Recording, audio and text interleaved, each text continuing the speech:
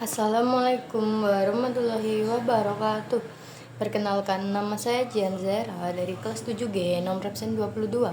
Saya akan menjelaskan beberapa materi tentang berita, buku fiksi, buku non-fiksi, dan surat pribadi dan surat resmi. Yang pertama adalah pengertian dari berita. Berita adalah informasi yang baru atau informasi mengenai sesuatu yang sedang terjadi.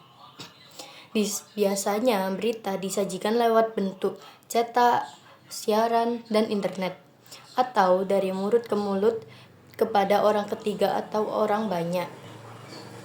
Selanjutnya adalah jenis-jenis berita. Yang pertama adalah berita langsung atau straight news. Adalah laporan peristiwa yang dituliskan secara singkat, padat, lugas, dan apa adanya. Yang kedua adalah berita opini atau opinion news, yaitu berita mengenai pendapat, pertanyaan, atau gagasan seseorang, biasanya pendapat para cendekiawan mengenai suatu peristiwa. Nah, selanjutnya adalah berita interpretatif.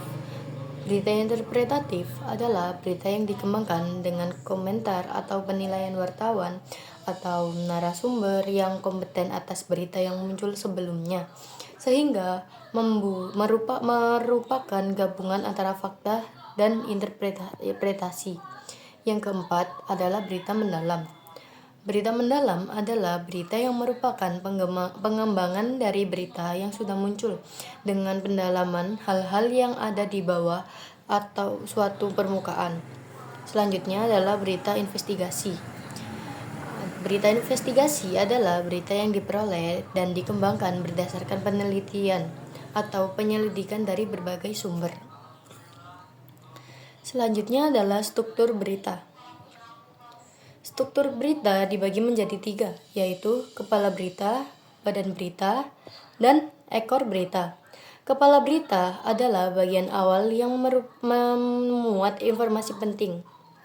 Badan berita adalah bagian isi yang memuat informasi lanjutan dari kepala berita. Yang terakhir, ekor berita, bagian yang mencantumkan informasi tambahan. Berikut ini adalah contoh-contoh berita. Selanjutnya adalah buku fiksi.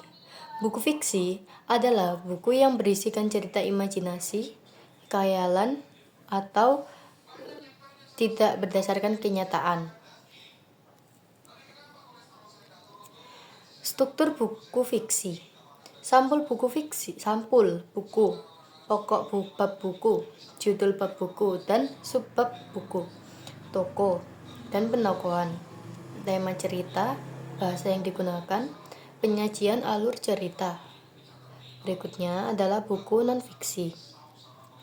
Buku non-fiksi adalah buku atau karangan yang bersifat fakta berdasarkan hal-hal yang benar terjadi, faktual, atau dapat dipercaya dan dipertanggungjawabkan data-datanya yang ada di dalamnya.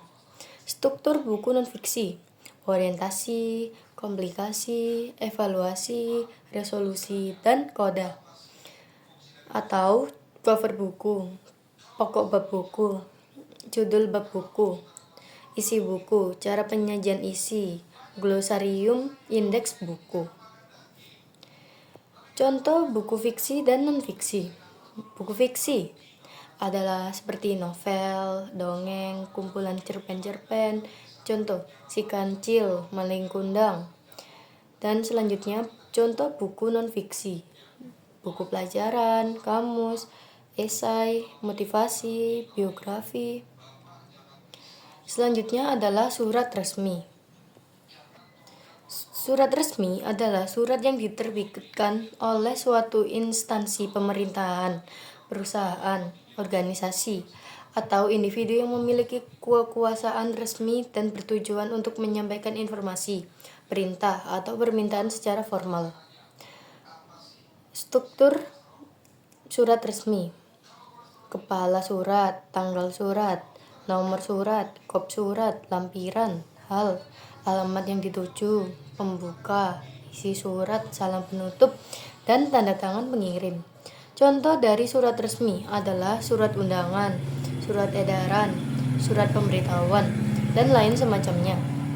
Selanjutnya adalah surat pribadi.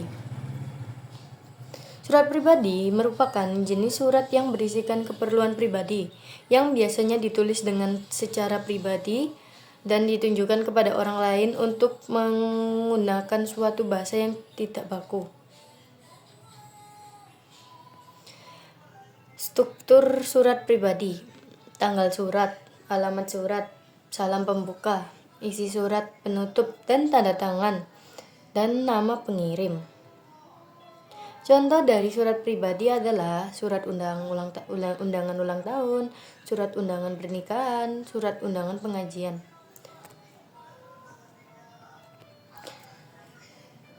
Dan itu saja dari saya. Maaf bila ada salah kata. Wassalamualaikum warahmatullahi wabarakatuh.